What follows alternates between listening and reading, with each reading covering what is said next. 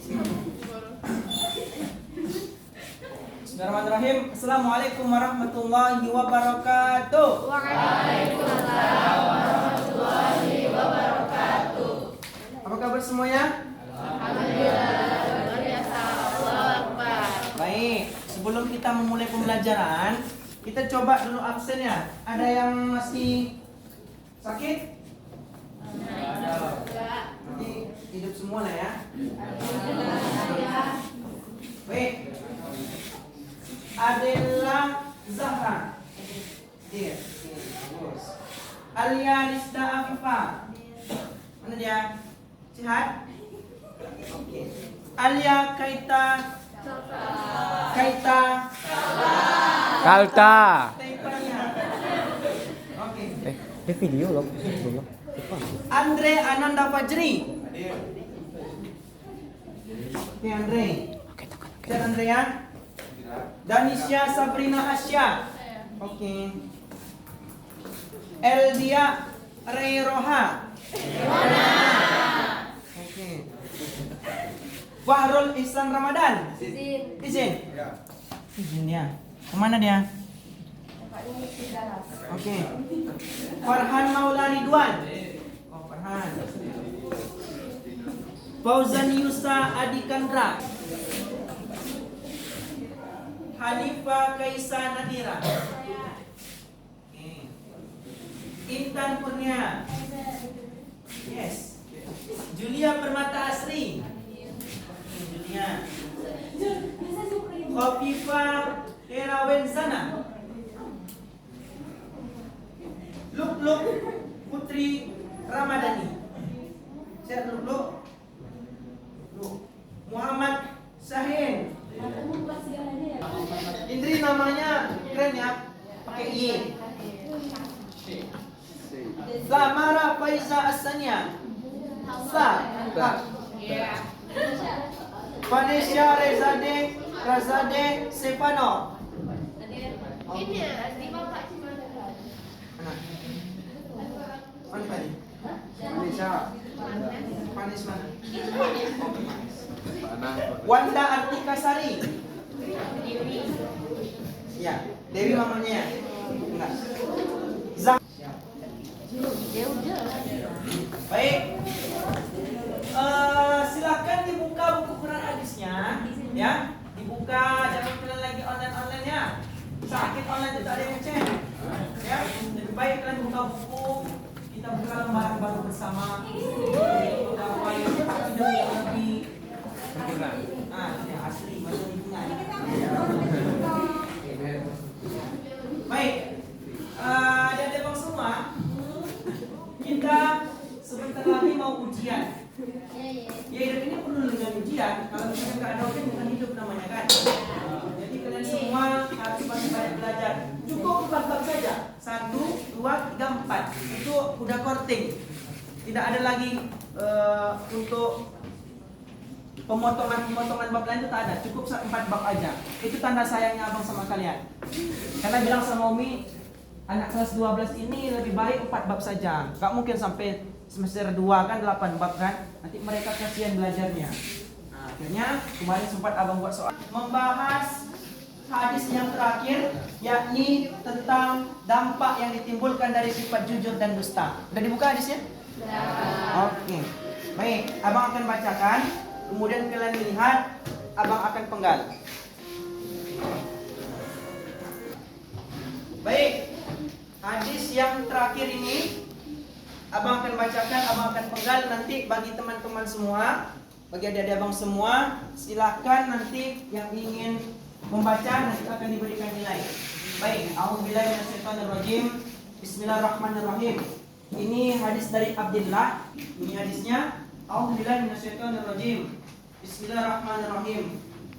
An Abdullah qala Rasulullah sallallahu alaihi wasallam.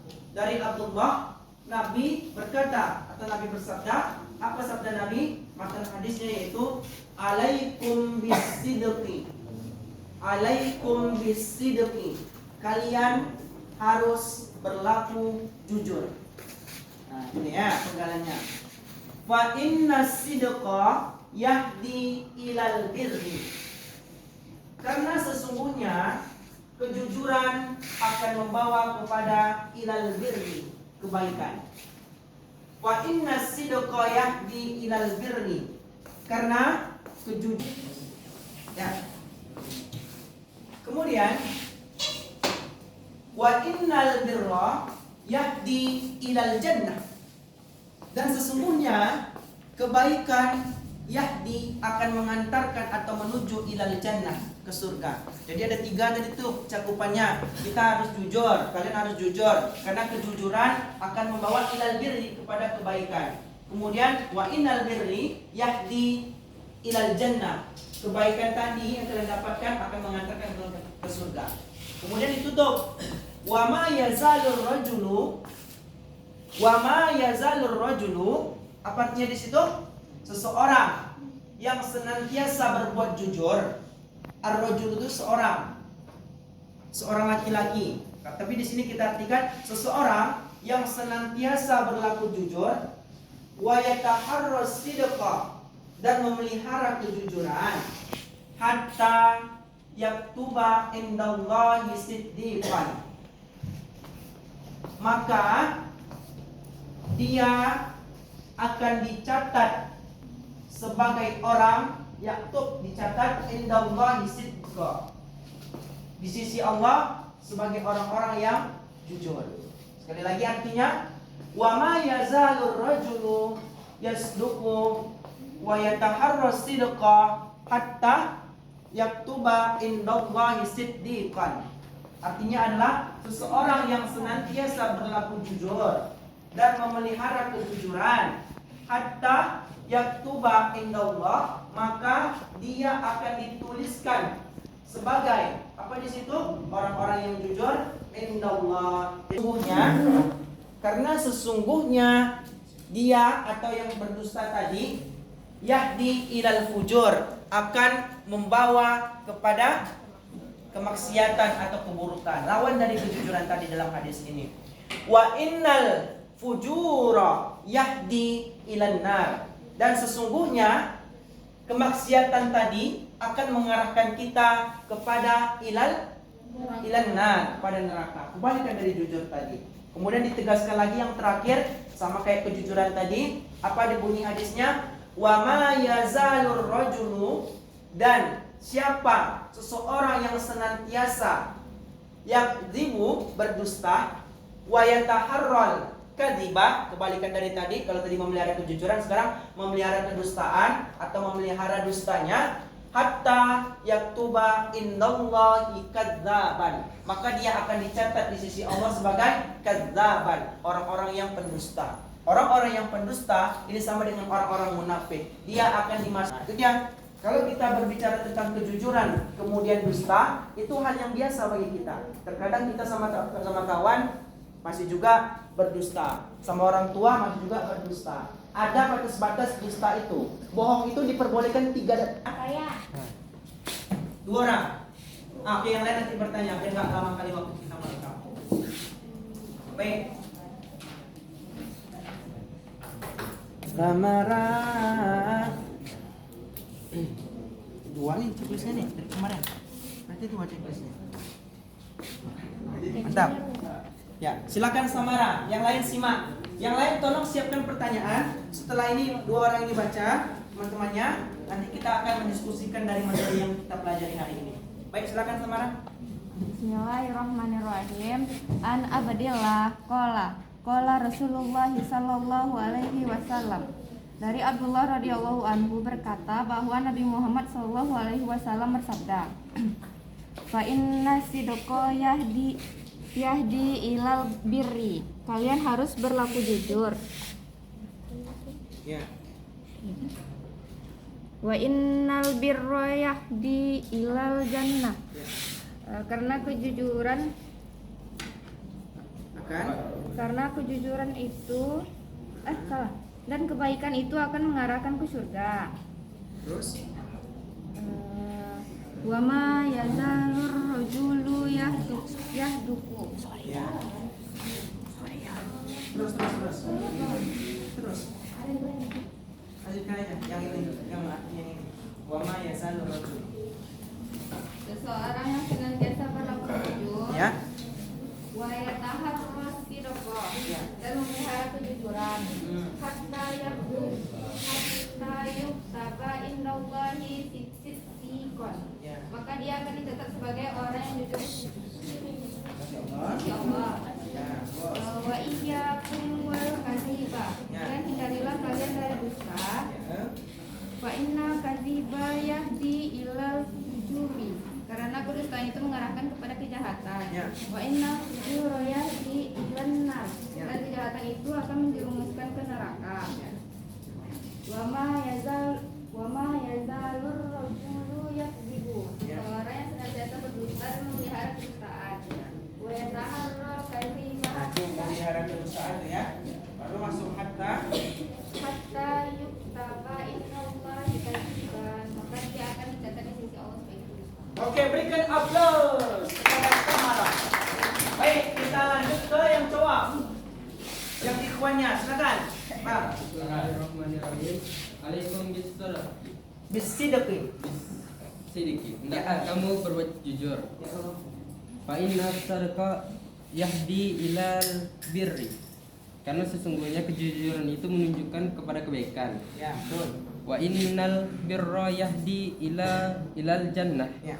Dan sesungguhnya kebaikan itu menunjukkan ke surga. Wa ma yazalur rajulu yahdu. Selama seseorang itu terus-menerus berlaku jujur. Wa yataharras sadaqi. Dan berusaha untuk berlaku jujur. Yaktaba indallahi sadaqah. Siddiqan. Siddiqan. Ya. Akan dicatat di sisi Allah sebagai orang yang jujur. Ya. Wa iyyakum wal kadhiba. Ya. Dan jauhilah olehmu wa innal fujura yahdi ilal nar. Dan kejahatan itu akan membawamu ke neraka. Wa ma yazalur rajulu yakdzibu. Dan selama seseorang terus-menerus selalu berdusta. Wa yataharral kadhiba. Dan berusaha untuk berdusta. Oke. Hatta yuktaba indallahi kadzaba. Kadzaba. Akan dicatat di sisi Allah sebagai pendusta. Mas Bob. Farhan. Farhan, orang yang selalu bergembira. Baik, kepada adik-adik bang semua, peserta didik semua, ada nggak yang ingin bertanya dari pembahasan kita? Oke, silakan kakak. Siapa namanya? Denisa. Denisha. Oke, silakan kak. Pertanyaannya apa? Kalau misalnya nih kan kita harus jujur. Ya. Tapi kalau karena kita jujur tuh terjadi suatu perpecahan. Jadi kita tuh harus jujur atau enggak. Tapi kalau kita nggak jujur kita tersakiti. Oh gitu. Oke, baik. Pertanyaannya, bang, kalau misalkan kita jujur kemudian takut perpecahan itu bagaimana? Tapi kalau kita nggak jujur juga kita tersakiti. Baik, kita tampung pertanyaannya dulu. Ada lagi yang ingin bertanya? Oke, kepada silakan Miss. Pertanyaannya hampir mirip-mirip sama Denisha, tapi gini, misalnya nih kan kita harus jujur, tapi kalau kita jujur itu tuh mengancam nyawa orang gitu. Misalnya si cewek punya ibunya sakit kanker, terus kalau mendapat kabar buruk tuh kan bisa meninggal gitu kan. Jadi si calon suaminya si cewek udah meninggal. Jadi si ibunya ini nanya-nanya tentang si calon suaminya nih, padahal udah meninggal karena kecelakaan misal. Jadi gimana, dia harus jujur atau dia harus bohong untuk nyelamatin nyawa ibunya? Bagus. Ya, tentang kejujuran. Yang pertama tadi karena untuk apa tadi? Untuk menyelamatkan nyawa itu satu. Kemudian itu lagi tadi apa? Mengarah ke perpecahan. Baik, dua. Itu sama-sama tuh nanti arahnya tuh. Ada lagi yang bertanya? Yang diberikan namanya tadi yang belum dapat nilai itu, ada yang ingin bertanya? Oke. Siapa namanya? Kita checklist dulu. Siapa namanya? Zahwa. Zahwa Dani, udah checklist semua nih. Oke. Apa sama pertanyaannya? Kalau misalnya kita berdusta demi kebaikan, itu tetap dicap dusta atau kita dapat pahala? Berdusta dalam kebaikan. Oke, bagus. Nah, ada lagi? Siapa namanya? Naila. Naila. Naila, oke, Naila silakan. Ingat yang Adela belum bertanya ya, Adela. Kalau ada pertanyaan silakan. Naila, silakan dulu. Jadi misalnya ada kawan, misalnya nih dia hamil duluan. Oh, hamil duluan. Misal, jadi kawannya nanya, oh udah hamil duluan ya, gitu kan? Kan kita nggak boleh bohong kan? Kan nggak dibahas kamu nanya nggak gitu kan? Tuh.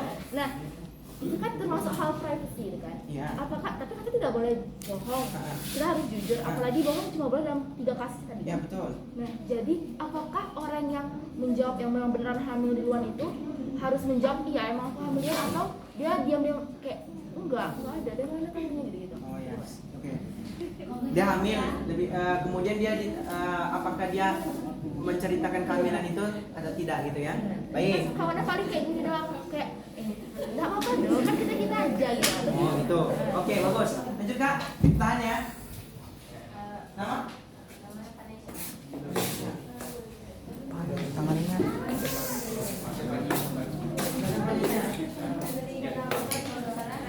Istilah tuh masak kan, itu masakannya tuh nggak enak, terus kita tuh boleh bohong demi kebaikan. Tapi kalau misalnya kita bohong terus kan, jadinya kan nanti masakannya itu kan gak enak terus. Nah, jadi boleh kan, kenapa kita nggak jujur aja supaya dia bisa merubah jadi lebih baik? Oke, bagus. Silakan. Baik, cukup dulu ya. Gimana dulu kita nanti tampungnya banyak kali pertanyaan sehingga lupa. Pertanyaan pertama tadi mengarah ke perpecahan. Pertanyaannya tadi intinya bagaimana kalau kita jujur dia akan mengarah kepada perpecahan. Gitu. Gitu kan? Kasusnya gimana? Ada orang nih lagi berseteru gitu. Pokoknya intinya dia akan mengarah kepada perpecahan itu bagaimana? Kalau kita nggak jujur, kita yang Kalau kita nggak jujur. Oke. kalau kita jujur, Oh, kayak contoh film Ivana. Ya. Kalau jujur kita tersakiti. Kalau nggak jujur terjadi perpecahan. Oke, dari dua argumen tadi yang dikatakan tadi itu bahwasanya kita ambil dampak yang lebih besar. Oke, ya. Kalau misalkan kita jujur kemudian terjadi untuk menghindari perpecahan, ya kan? Walaupun kita tersakiti, biarkan. Kenapa? Karena jujur itu lebih baik untuk dampak yang lebih besar. Perpecahan itu untuk banyak orang. Tapi kalau kita sendiri lebih baik kita mengalahlah dengan orang lain demi diri walaupun diri kita sendiri itu sakit. Kalau sakit diri kita bisa meminta sama obat dari segala obat yakni Allah Subhanahu wa taala. Tapi kalau udah pecah, kita nggak jujur terjadi perpecahan itu luar biasa. Akan terjadi banyak pertumpahan darah mungkin. Akan banyak terjadi mungkin saling menyakiti, bahkan membunuh orang-orang yang terdekat karena satu perpecahan tadi. Kalau kita jujur, perpecahan tak akan terjadi. Tapi kalau kita jujur, hati kita tersakiti, cuma kita yang merasakan. Tapi kalau misalkan perpecahan itu semua orang. Apalagi kalau masalah nyawa, kita nggak boleh. Kalau misalkan hati kita tersakiti, kan Allah bilang ada obat dari segala sakit. Allah itu akan membolak-balikkan hati. Dia akan memberikan ganjaran. Allah akan memberikan ganjaran kepada kita. Oh, ternyata hambaku ini mau mengalah. Walaupun dirinya tersakiti untuk menyelamatkan orang, menghindari perpecahan, jujur dia tidak terjadi perpecahan terhadap orang lain. Itu kan luar biasa. Allah akan memberikan ganjaran. Itu akan dijamin sama Allah. Tadi, walaupun kita mengarah kepada sakit hati kita, ingat kebaikan akan mengarahkan yahdi ilal jannah. Allah akan berikan surga setelah itu. Kalau untuk rasa sakit itu ya sebentar. Sakit diputusin sama pacar, paling sebulan itu paling lama tuh. Apalagi laki-laki 3 hari selesai. Jadi itu baru kan. Tapi kalau perempuan lama bekasnya, mungkin paling lama 1 tahun. Itu pun 2 tahun belum juga. Tapi intinya dia akan yang berbekas tadi akan semakin lama dia akan memudah sakitnya seperti itu. Gitu ya. Jadi dahulukan yang lain dulu. Ya, itu lebih baik menyelamatkan nyawa orang lain yang berpecah daripada kita memikirkan diri kita sendiri. Nah, Berarti kalau misalnya kejujuran tuh dibuat kejujuran tuh jadi perpecahan, kita nggak usah jujur gitu Bang? kalau terjadi perpecahan kita nggak usah jujur. Ya, tapi kalau dampaknya, kita lihat dampak nih, sama-sama memiliki dampak. Tadi tersakiti kalau misalkan nggak jujur, kalau jujur, kalau nggak jujur orang. Nah, kita dampak itu kan kalau dilihat dari logika kita lebih baik orang lain. Tapi kalau untuk menimbulkan perpecahan kepada orang lain lebih baik kita tidak. Kan dalilnya tadi yang 3 itu sama seperti kiasnya dengan kita menyelamatkan nyawa orang lain yang tadi. Kalau misalkan terjadi perpecahan, kita nggak tahu apa yang terjadi setelahnya. Mungkin dia saling membenci, bahkan masya Allah, naudzubillah, dia membunuh, kita nggak tahu. Nah, itu lebih baik. Kita lihat dampak yang paling besar. Oke, baik. Ada lagi yang ingin bertanya?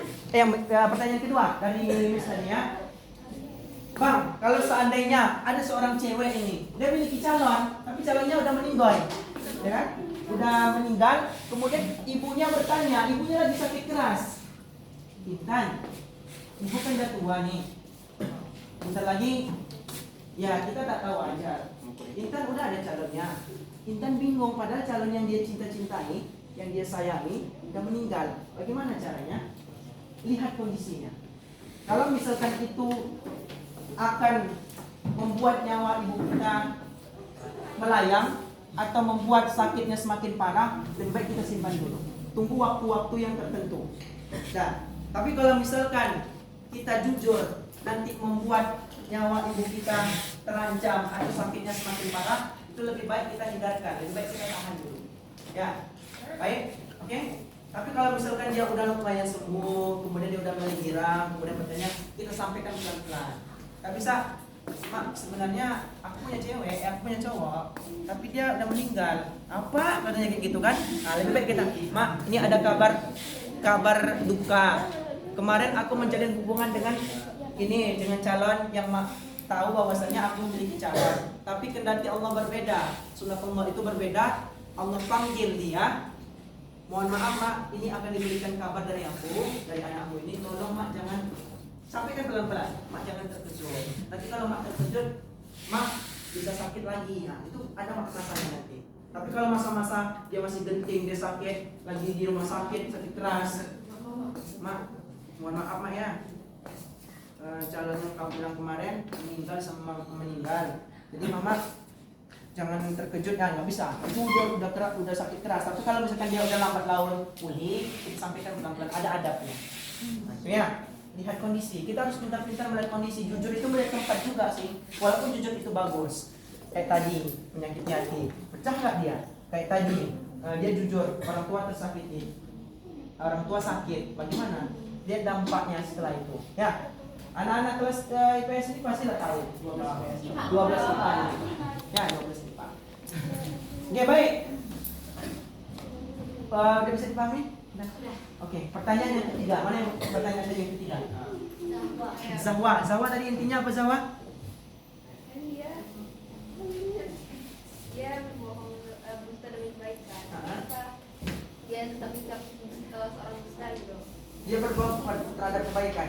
Itu tadi dalilnya yang 3 tadi. Sama. Kalau misalkan ada seseorang berbohong, abang-abang yang belakang, abang bertanya, kalau ada seorang berbohong untuk kebaikan, itu boleh atau tidak? Boleh atau tidak? Boleh. Boleh. Tapi jangan mentang-mentang nanti kan dia beranggapan itu baik, terus akhirnya dia bohong. Dia ada masanya. Tengok dulu efeknya setelah itu. Contoh, misalkan kalian pergi jauh, orang tua mikir kalian pergi sekolah, sementara kalian nggak sekolah, tapi kalian ingin mengadakan bakti sosial atau mungkin pergi ke panti jauh dari Pekanbaru. Orang tua ngiranya itu, kalau misalkan kita jujur nggak diizinkan, kan ada orang tua seperti itu tuh. Akhirnya kita pergi jauh, berbohong kita, Mak, waktu pergi keluar Mak ya, sekolah, ya Mak, itu kan bagian dari ilmu. Kita nggak apa-apa bohong di situ. Abang pernah dulu waktu Mas seperti itu. Ada pergi sekolah ada satu, ya Mak. Waktu libur setiap satu kan memang libur. Aku pergi ke siang, libur sama kawan-kawan cowok. Setelah situ 8 motor. Tapi jangan coba-coba kalian untuk cuman riang gembira aja untuk pergi-pergi itu. Berdoa dulu, Mak, izinkan aku pergi Mak ya. Semoga ilmu yang aku dapatkan berkali itu aja. Kemudian abang pergi ke siang, betul. Kita selamat. Pas pulang, kita kena musibah. Bensin abang habis di jembatan ketiga Kampar. jembatan 3 itu. Nah, habis orang itu udah maghrib, kemudian maghrib orang nggak ada lagi, cuma motor-motor aja yang lewat satu-satu. Akhirnya teman abang yang cowok dia bilang, "Pak Abang," katanya gitu, ada Vicky dah katanya. "Abang gimana hari ini habis?" Uang. Masa yang orang itu seperti itu. Akhirnya ada kawan abang satu yang dari jauh ketinggalan dari jauh untuk dia lewat. Di situ keberkahan dari kita meminta doa kepada orang tua. Walaupun kita tahu bahwasanya kalau kita jujur, orang tua kita nggak mengizinkan. Lebih baik kita seperti itu ngomongnya, kita minta doa. Abang biasanya seperti itu. Tapi jangan terus-menerus seperti itu. Itu nggak boleh. Ya, baik. Itu ya kak ya.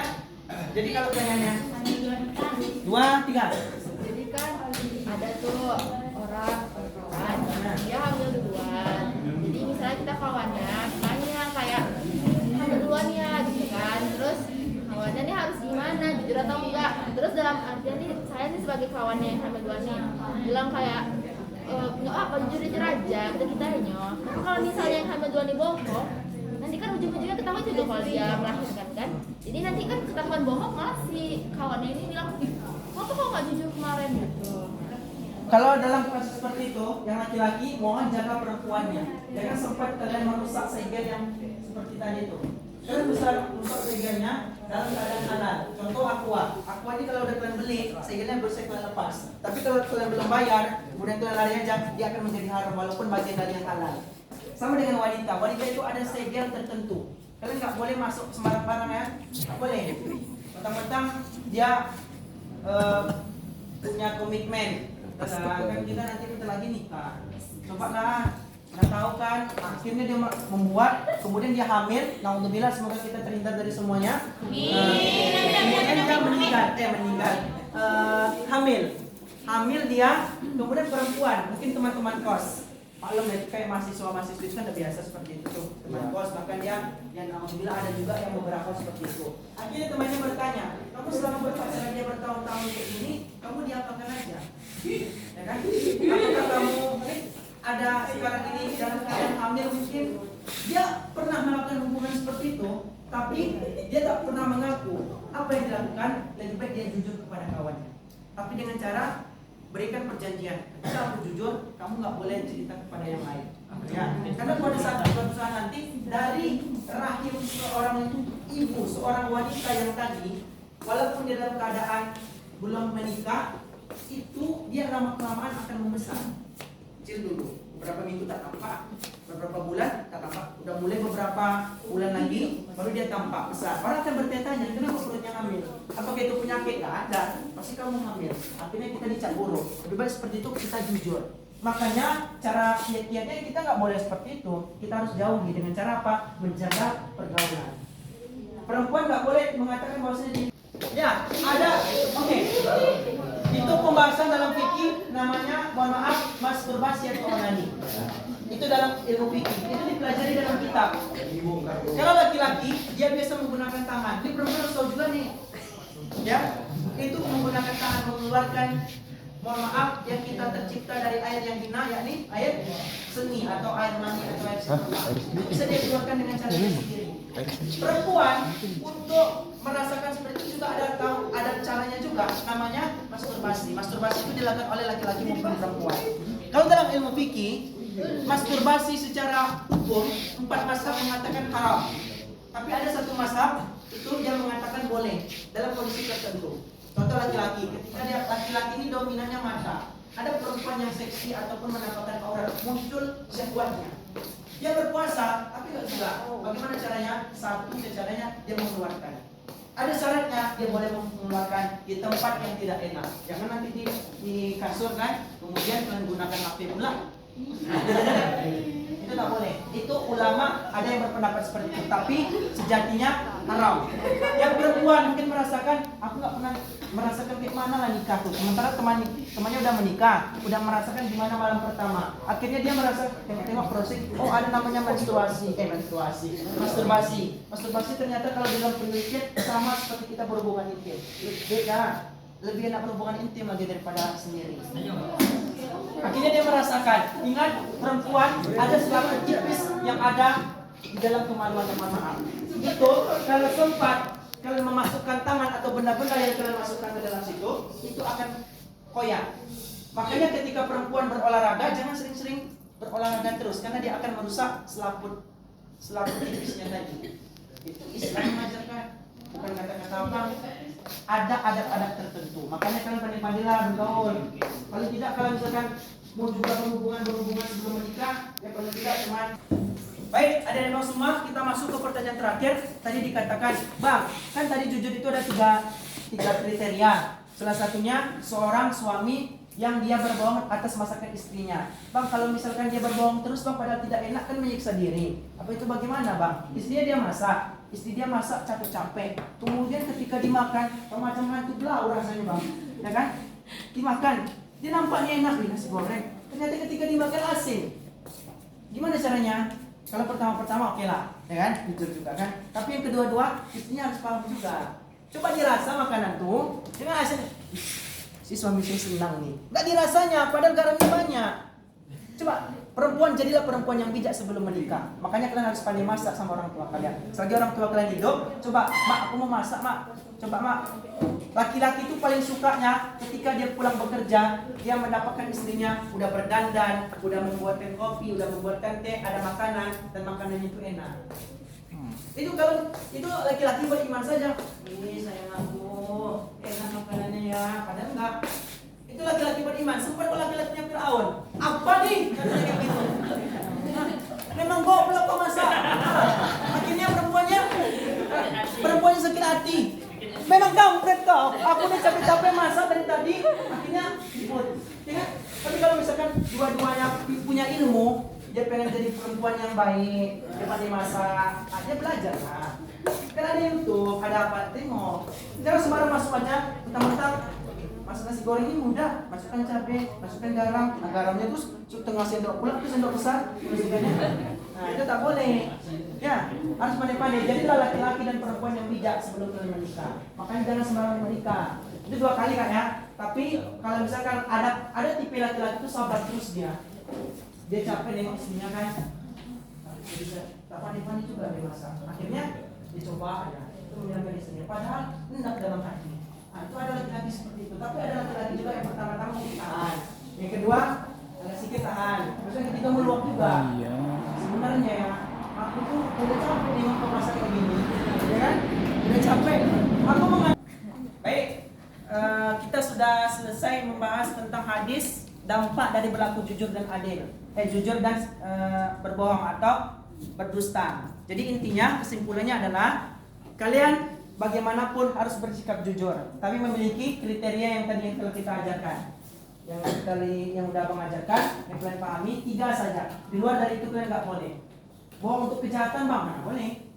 Yakni ilanar, masih tidak akan dimasukkan ke dalam neraka. Dan intinya ketika kalian berbuat jujur itu akan membawa kepada kebaikan dan kebaikan akan mengantarkan ke surga dan kalian akan dicap sebagai siddiqan di sisi Allah innallaha sebagai orang-orang yang jujur. Dan kebalikannya, kalau misalkan kalian berdusta, kalian akan mendapatkan keburukan dan keburukan akan mengantarkan ke neraka dan kalian akan dicap menjadi kadzdzab, seorang orang yang berdusta di sisi Allah Subhanahu wa taala. Mungkin itu saja ya. Baik, sebenarnya waktu ini memang terus bergulir. Ya apa boleh buat, kita akan berpisah juga. Namanya hidup. Kalian nanti ketika memiliki seorang suami atau memiliki pasangan yang kalian cintai, lama-lama juga akan berpisah. Tak ada karena dia mencintai aku, mencintaimu selamanya. Tak ada laki-laki dan perempuan ketika suaminya meninggal, perempuan mau menemani di dalam kubur. Ada kan? Makanya akan ada perpisahan setelahnya. Mungkin itu saja. Sebenarnya kelas ini Fabi ayya rabbuka wa tukadziban. Ini merupakan kelas yang nikmatnya luar biasa, tidak bisa dijelaskan pakai kata-kata. Jadi apa boleh buat, kita harus selesai. Mungkin itu saja, kita tutup dengan doa kafaratul majelis. Subhanakallahumma wa bihamdika asyhadu an la ilaha illa anta astaghfiruka wa atubu ilaik. Assalamualaikum warahmatullahi wabarakatuh.